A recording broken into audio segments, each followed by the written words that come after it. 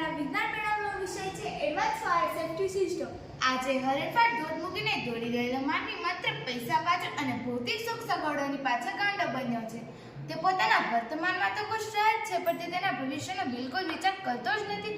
તે ઘરથી આખો દિવસ ઓફિસ કે કોઈ apartment, game zone, theatre, restaurant, શાળાઓ આવા અન્ય સ્થળોએ જતો હોય છે. તો આવા સમયે આપણા જીવનની સેફ્ટી શું?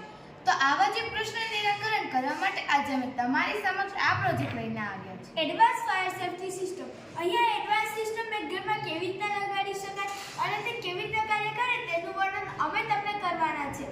હા, માણસ જન્મે છે ત્યારથી મોટો થાય છે ત્યારનું તેને એક સપનું હોય છે કે મારું એક ઘર આવું બનશે, મારા સપનાનું ઘર. માણસ ઘર બનાવે છે, તેમાં લાખો અને કરોડોનો ખર્ચ કરે છે. તેમાં જાત જાતનું ફર્નિચર, ટીવી, રેફ્રિજરેટર, એસી જેવી દરેક પ્રકારની ભૌતિક સુખ સાધનો વસાવે છે. પરંતુ તે ક્યારેય એવું વિચારતો નથી કે જ્યારે આપત્તિનો સમય આવશે, ઘરમાં આગ લાગશે, ત્યારે તે ઘરને અને પોતાની જાતને કેવી રીતે બચાવશે. તો આજે અમે એવા જ પ્રોજેક્ટની વાત કરવા જઈ રહ્યા છીએ જેમાં માણસ બેફિક્ર થઈ પોતાના ઘરમાં શાંતિથી ઊંઘી શકશે. My home safe home. હેતુ અમારા પ્રોજેક્ટ પાછળનો મુખ્ય હેતુ એ છે કે જેવી ઘરમાં આગ લાગે તો તાત્કાલિક આગને ઓલવીને ઘરને બચાવી શકાય. સિદ્ધાંત. આ પ્રોજેક્ટનો મુખ્ય સિદ્ધાંત એ છે કે ફાયર ડિટેક્ટર સેન્સર જેવું આગમાં રહેલ ઇન્ફ્રારેડ કિરણો અને પાંચઆંબલી કિરણોની ચોક્કસ આવૃત્તિએ સેન્સર છે. એટલે આ પરિપથ કાર્યરત બનશે, ફુવારા ચાલુ થઈ જશે, સાથે ઇલેક્ટ્રોમાં આ સાયરન પણ વાગશે. સાધન સામગ્રી. આ પ્રોજેક્ટમાં અમે પોતાનું ઘર બનાવ્યું છે, તેની અંદર ફાયર ડિટેક્ટર સેન્સર જોડેલ છે. આગનું તમને નિરીક્ષણ કરવા માટે અહીંયા અમે લાઇટરનો ઉપયોગ કર્યો છે. ફુવારા ચાલુ થઈ જશે. હવે તમને એવો પ્રશ્ન થશે કે આ પ્રોજેક્ટ કાર્ય કેવી રીતે કરશે, તો તેની સમજણ હું તમને આપીશ. તમારા ઘરમાં જેવી આગ લાગશે કે તરત જ સાયરન વાગશે અને આખા ઘરની ઇલેક્ટ્રિસિટી બંધ થઈ જશે. તાપમાનનો વધારો ફાયર ડિટેક્ટર સેન્સર જેવું સેન્સ કરશે એટલે ફુવારા ચાલુ થઈ જશે. અને હા, એટલું જ નહીં, જો તમે બહાર ગામ ગયા હો અને તમારા ઘરમાં આગ લાગી હશે તો તમારા ફોન પર ઇમરજન્સી કોલની રિંગ વાગશે અને મેસેજ પણ આવી જશે. આથી તમને તરત જ જાણ થશે કે તમારા ઘરમાં આગ લાગી છે. હા, આ સિસ્ટમને શરૂ થવા માટે ઇલેક્ટ્રિસિટીની જરૂર પડશે, તો જ પંપ દ્વારા ટાંકીમાંથી પાણી ખેંચાશે અને ફુવારા સુધી પહોંચી શકશે. આથી તમારે તમારા ટેરેસ પર અલગથી પાવર બેકઅપ સિસ્ટમ તરીકે જનરેટર કાયમના માટે જોડેલ રાખવું પડશે.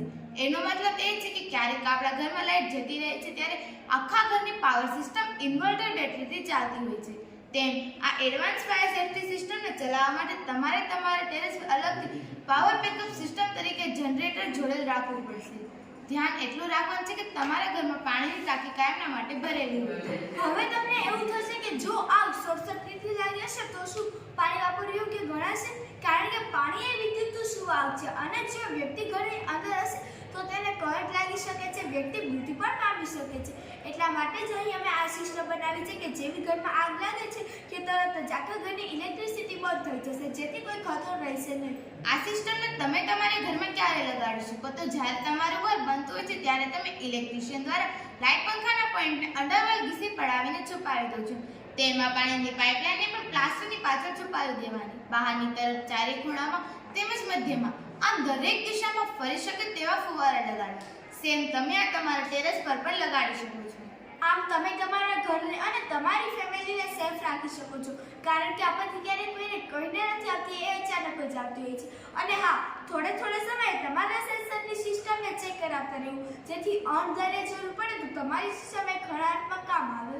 આ ફાયર સેન્સર સિવાયના પણ અલગ પ્રકારના સેન્સર આવે છે જે તમે તમારા ઘરમાં લગાડી શકો છો, જેમ કે smoke sensor, alcohol sensor, gas detector sensor વગેરે. અહીંયા અમે ગેસ સેન્સર પણ લગાડે છે, જેથી કરીને તમારા ઘરમાં કે તમારી શાળાની કેન્ટીનમાં જો ગેસ લીકેજ થતો હોય છે તો તેની પણ જ્યારે આ સાઇન વાગવાથી થશે કે અહીં ગેસ લીકેજ થાય છે. ઉપયોગ. આ સિસ્ટમનો ઉપયોગ તમે માત્ર તમારા ઘરમાં જ પરંતુ મોટી રેસ્ટોરન્ટ, ગેમ ઝોન, થિયેટર, શાળાઓ, ટ્યુશન ક્લાસીસો આવા અન્ય સ્થળો પર તમે આ સિસ્ટમને લગાડી શકો છો. રાજકોટમાં આગ લાગ્યા બાદ ખરેખર આ ફાયર સેફ્ટીનું તંત્ર કાર્યરત બની ગયું છે. જાણકારી માટે જણાવું છું કે આપણા શહેરમાં મોટી ઇમારતો, બેંકો તેમજ સુપર સ્ટોરોમાં પણ આ સિસ્ટમ કાર્યરત થઈ રહ્યા છે. આજે માણસ દરેક ક્ષેત્રમાં એડવાન્સ બની ચૂક્યો છે. બસ પોતાના જીવનને આપત્તિના સમયે બચાવવા માટે એડવાન્સ થવાની જરૂર છે.